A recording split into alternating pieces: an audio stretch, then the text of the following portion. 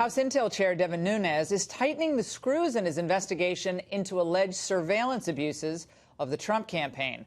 The congressman is now referring the names of 17 current and former Justice Department and FBI officials to the heads of the House Oversight and Judiciary committees for interviews. Just hours ago, he added 10 more names to the list, this time former Obama State Department employees. Joining us now with more exclusively is Congressman Devin Nunes. Congressman, it's great to see you. Now, I know people watching across the country, they're getting ready for 4th of July. They're thinking, Devin Nunes wants more information. I'm playing devil's advocate here. When will it end? It's like you're always complaining about documents. Now you're complaining about people. But there are a lot of people on this list that are new names to people, like Victoria Nuland. Tell us why you want her to testify. Well, first of all, I want to make sure the American people know that this is just one more step in the process. I think we've been very transparent about how we've conducted this process. We went on to FISA abuse and other matters. I've said for a long time that we're looking at the State Department. When we began looking at the State Department, you had Victoria Nuland and a few other people who decided to go out and talk about things publicly, which actually helped our investigation out quite a bit. The reason why is because we still don't understand how this investigation was actually opened. But we know that many people in the Obama-era State Department were involved in the opening of that investigation. So it all comes down to how did the information make it from supposedly an Australian High Commissioner or ambassador to the FBI. So we know that that didn't come through what I would call Five Eyes intelligence. It wasn't real intelligence product. It somehow short-circuited that process. We also know that many people in the State Department were meeting with Christopher Steele. Christopher Steele is the person who was hired by the Democrats to dig up dirt on President Trump. So this is why this investigation is taking a while. But the good thing is that I believe that Chairman Gowdy and Goodlatte, their task force, will interview these people, and they will interview them in public. So it will be the first time during this entire investigation that the American people get to see actual questions get answered to these potential witnesses. Again, State Department. Now, why would the State Department be involved with the Christopher Steele dossier issue? Again, phony dossier. Christopher Steele, MI6, worked as an agent, supposedly has all these Russian sources. And why would this woman, Elizabeth Dibble, be on your list, who was, I think, was she the director, the deputy chief of the mission in London for the State Department? That seems like someone you might be looking at for one of the, people put into the Trump campaign, allegedly, as a informant, correct? Well, I wouldn't go there, but two parallel tracks here, and you kind of touched on both of them. So one, we have the London episode. Somehow information made it from the Australian government to the FBI. We believe that went through London and somehow went to the Obama State Department that then ended up in the Justice Department. So that's one track. The second track is Christopher Steele. What on earth was Christopher Steele doing meeting with State Department officials, and why was the Steele dossier that supposedly the FBI was trying to get their hands on, why was it also going through the State Department? So a lot of people had their hands on the Steele dossier, including many people in the media who knew about the Steele dossier.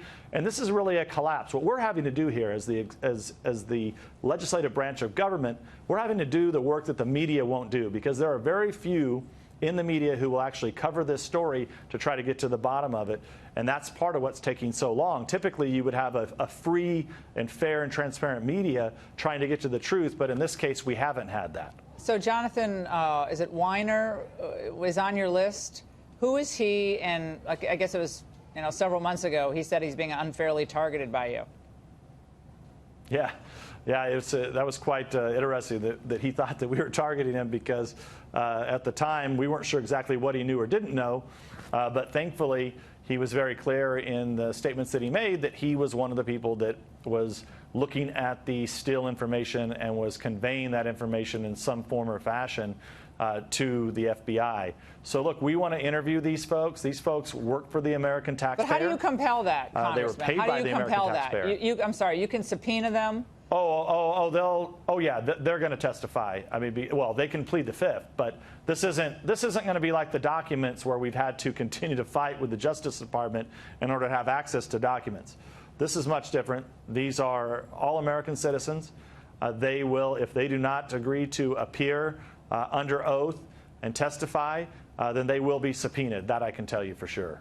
I want to get your reaction to something Adam Schiff, Congressman Schiff, ranking Democrat on your committee, said about you and your colleagues last week on CNN. The four horsemen of this apocalypse have been Devin Nunes and Trey Gowdy, Mark Meadows, and Jim Jordan. They have been leading the charge basically to require the Justice Department to give them materials that can be leaked or fed or misrepresented, like the infamous Nunes memorandum, in the service of the president. And in the meantime, they do enormous damage to these institutions. Ultimately, they'll be held accountable. Sounds like a threat, Congressman. Yeah, we're not going to be threatened by the Democrats. I mean, look, they're the ones that have all this blood on their hands. They're the ones who have completely destroyed the FBI and DOJ. How did they do that? They did that by digging up dirt. The Clinton campaign dug up dirt, put it into a dossier, fed it into the FBI, and the FBI used our counterintelligence capabilities against a political campaign. That's what happened here. So the Democrats in the House and the Senate, they've continued to want to obfuscate. They've continued to want to cover up. If it was, we listened to the Democrats, we would have never even found out that the Democrats and Hillary Clinton paid Christopher Steele to generate this dirt on President Trump. So I tend to ignore everything that they say. We continue to do our work day in and day out to get to the truth. And gradually we're getting to the truth. And I believe as these hearings take place and testimony is given to the Congress, I think it will be a much needed sunlight in this investigation. I think the American people will begin to see who's telling the truth and who's not telling the truth. Well, Congressman, I think we all want it in open session. I mean, a lot of people are getting tired of this closed session deal where the American people are kept in the dark, and then people come out and somehow mysteriously we hear kind of little bits and pieces about what happens or the flavor of what happened behind closed doors. Would someone like a Victoria Nuland, other Obama State Department people, and maybe even that Joseph Pietka, who interviewed Michael Flynn, he could, sources tell me he could be a potential whistleblower to tell what he actually understood in that interview, namely, reportedly, that Michael Flynn did not lie. I agree with you 100%. Yeah, I agree with you 100%, and that's partly why I am sending these names over to the Judiciary and Oversight Committee because they already have a task force. The task force has been convened. They should be able to do all of these hearings in the public, full transparency, so that people can watch on live television. That is my recommendation to the committee chairman. I believe they will follow that recommendation, and they may have other names. So far, we've sent them the 17 plus the 10. It's 27 names we've sent them. We will be sending them more names here later this week. All right, Congressman, thank you so much for joining us tonight. We really appreciate it.